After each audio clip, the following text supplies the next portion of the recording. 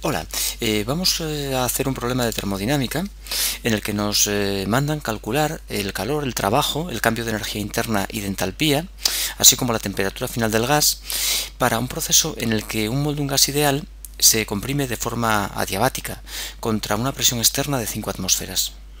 Bien, lo primero, recordar que en el caso de los gases ideales, un gas ideal, su energía interna es una función exclusiva de la temperatura y también su entalpía, solamente depende de la temperatura. Además, el proceso que tenemos en este ejercicio es un proceso adiabático, que implica un intercambio de calor entre sistema y entorno cero. Por tanto, el calor va a ser nulo. Ya contestamos a la primera cuestión que nos indica el ejercicio, a una de las cuestiones que nos propone.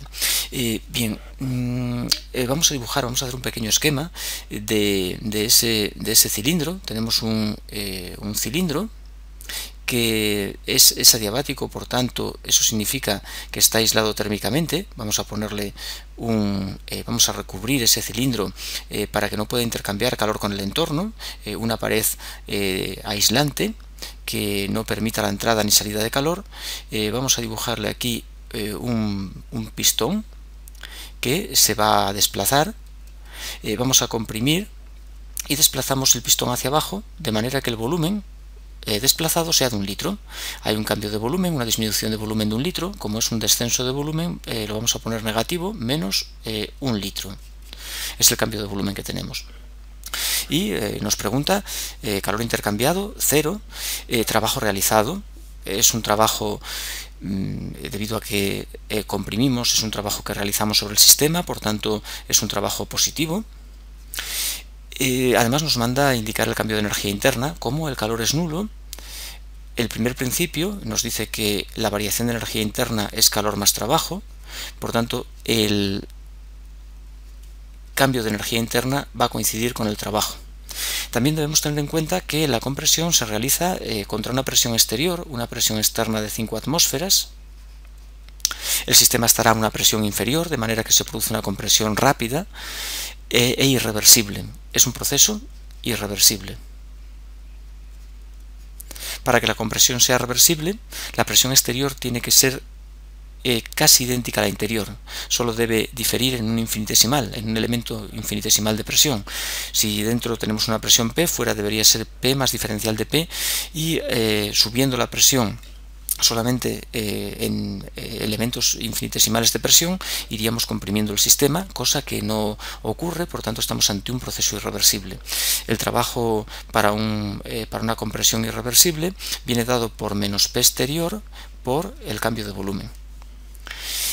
Bien, por otro lado, al tratarse de un gas ideal, y como comenté antes, la energía interna depende solo de la temperatura y se puede calcular como C sub V por el incremento de temperatura, siempre que la C sub V sea constante.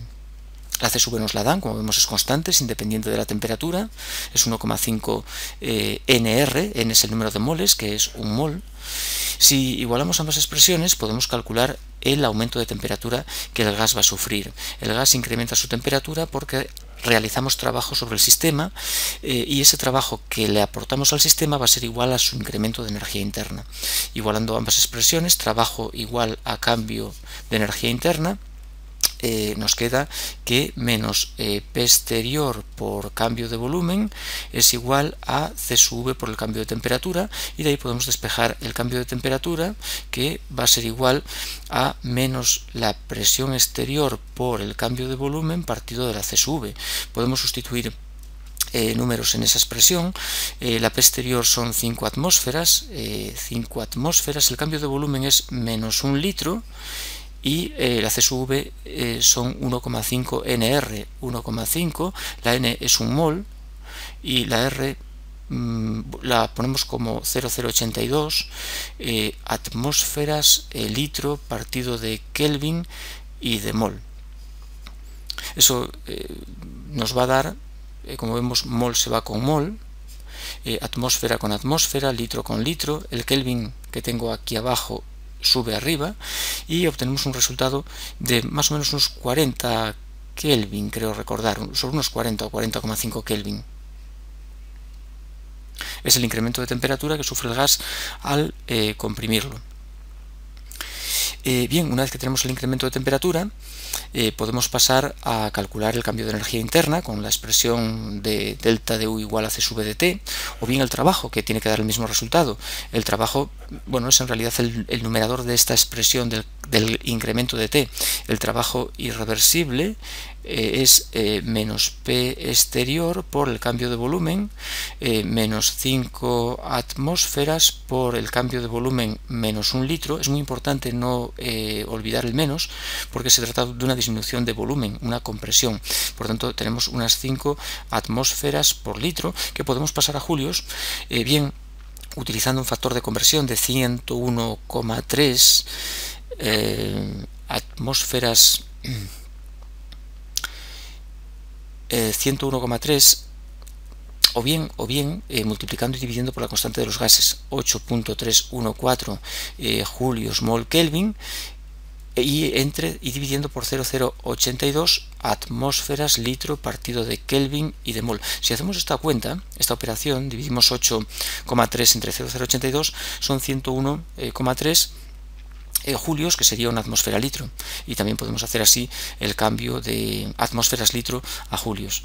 Bien, y como ya tenemos el calor, que es cero, ya tenemos el trabajo, y el cambio de energía interna es igual al trabajo, solo quedaría el cambio de entalpía para terminar con el ejercicio. El cambio de temperatura también lo tenemos resuelto, y por tanto vamos a poner aquí el cambio de entalpía. El delta de H, pues lo podemos calcular de dos formas. Una manera es utilizar la dependencia de la entalpía con la temperatura en el caso del gas ideal y usar la fórmula C sub P por el cambio en T.